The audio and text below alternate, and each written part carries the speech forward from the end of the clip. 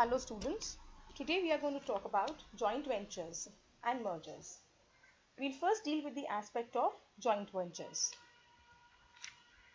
Now, the first reason for pursuing a strategy of a joint venture is to bring about leverage to the organization of resources, knowledge, technology, partnerships and sustainability. What is each of this? We'll come as we go further. Let's define a joint venture first.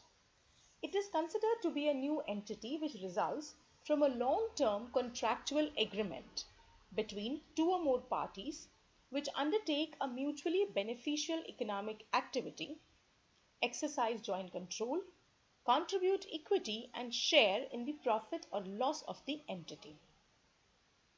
So joint venture between two companies creates a new company. It is a long-term agreement between the two parties. They undertake a mutually beneficial economic activity, whether it's manufacturing, whether it's R&D, whether it is sale of some product. They also exercise joint control in the share of their equity.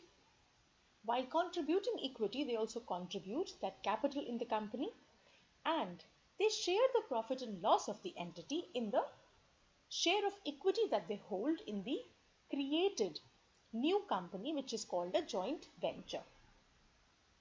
Now, the Reserve Bank of India has defined a joint venture as a foreign concern formed, registered, incorporated in accordance with the laws, rules, regulations of the host country, in which Indian party makes a direct investment. This investment could be either a minority shareholding or a majority shareholding.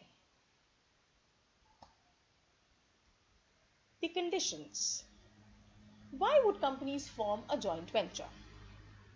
Well, when pursuing a specific activity for which the joint venture is formed would be uneconomical or too expensive for any of the organization to do it alone.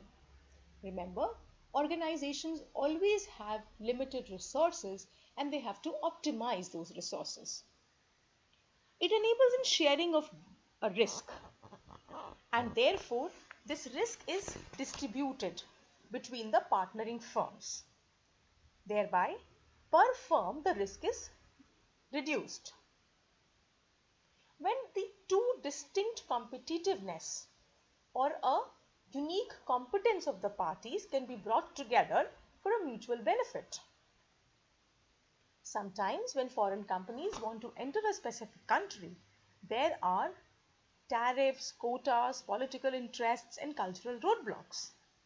So, such joint ventures enable easing out of these roadblocks. Now, what are the triggers of a joint venture? Why would a company want to create a joint venture with a foreign entity? The first and foremost is world-class new technology can come to the Indian partner. We look at each of this in the Indian context, and the foreign company would be able to gain by the better understanding of the market which the host country, in this case the Indian company, has. So they would be able to expand their reach into the Indian market.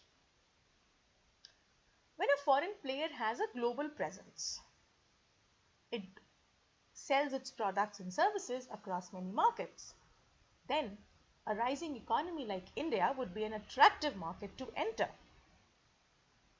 Take for example Nestle. Nestle has a presence in global markets. So when Nestle entered India way back, then India was definitely a market that Nestle would want to enter in, but with limited products at that point of time, somewhere in 50s. Today, many products of Nestle are sold in this country. Similarly, Unilevers. They created Hindustan Unilevers. So maybe something like 20 years ago, limited products of Unilevers were sold through Hindustan Unilevers in this country. Today, far many more products than what were sold earlier are sold. Regulation. When a highly regulated sector opens up, it attracts a number of foreign players who come in and create joint ventures with the permitted joint venture regulation rules. For example, insurance. The insurance sector had been a very regulated sector in this country. Banking. So when these two sectors opened up, it attracted a lot of multinational players. Life insurance companies from outside India created joint ventures with companies in India and started selling life insurance. Similarly for banking. Risk and capital both get shared in a joint venture, as we just described, that the two partners contribute equity and contribute capital in that percentage of equity. So thereby the risk of capital investments gets shared between the two partners. Intellectual exchange. The expertise of both the companies, the intellectual competence of both the companies would be an advantage to both the partners, thereby triggering a joint venture. So technology, geography, regulation, the sharing of risk and capital and intellectual exchange are the triggers for a joint venture. Now, various kinds of joint ventures can be done. They can be between two organizations in one industry. Now, in the Indian context, the Minda Group of Industries had set a 60-40 joint venture with the Japan's Panasonic company to make automotive batteries in India. Organizations in the same industry. Indian organizations across different industries. A company of Narayan Murthy, Catamaran Ventures, set up a 51-49 joint venture with the e-commerce giant Amazon. The purpose of this joint venture was to help the offline sellers, small and medium businesses, to train them in the online tools so that they could improve the customer base online as well as increase footfalls in their store and thereby the revenues. Between one Indian organization and a foreign organization in the foreign country. A Tata Group company called Trent Hypermart created a joint venture with the Tesco, which is a global major business retailer. It has big retail chains across global presence. Now, Trent Hypermarket had a joint venture with Tesco and they were operator of the Star Bazaar retail outlets. This joint venture was later on upgraded and made a 50-50 joint venture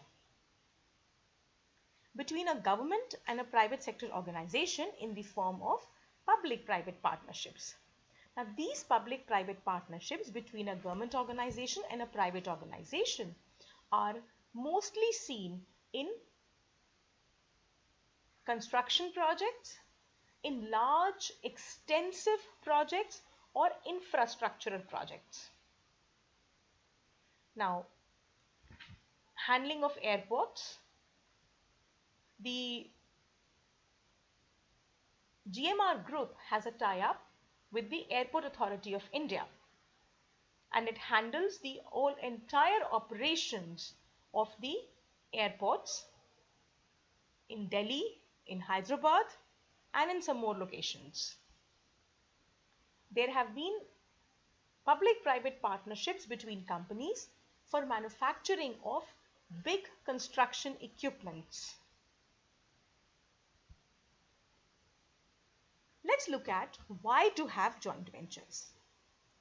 As we did earlier, it minimizes risk, it reduces the initial individual company's investment, it brings access to foreign technology, it broad bases the equity participation of both the companies, it also leads in access to government and political support, it enables one to enter a new field of business and brings about synergies. But there are drawbacks also. Foreign exchange regulations have to be dealt with. Conflicts in equity participation could arise. If lack of proper coordination between the firms does not exist, then this is a drawback. It creates conflict. Cultural differences have to be dealt with. Behavioral differences have to be dealt with. Germans are very punctual and precise about time. So if you have a meeting with a German counterpart and you are early by 2 minutes, you have enough time for coffee. But if you are late by 2 minutes, the meeting is already over. Unlike the case with French, a little delay is like okay, but not so with Germans. So these kind of behavioral cultural differences also have to be dealt with by running and managing a joint venture. Possibility of conflict among partners may arise. Transparency, if not maintained, is a very big drawback. Sometimes, if the company which has entered into a joint venture from the foreign entity, if they have a change of strategy, they might like to withdraw. Regulatory changes might come in, and sometimes partners' growth may hamper because of the success of a joint venture. If a joint venture becomes highly successful, it becomes very unlikely that the individual product of the company of the host country is likely to do very well if they withdraw from this joint venture.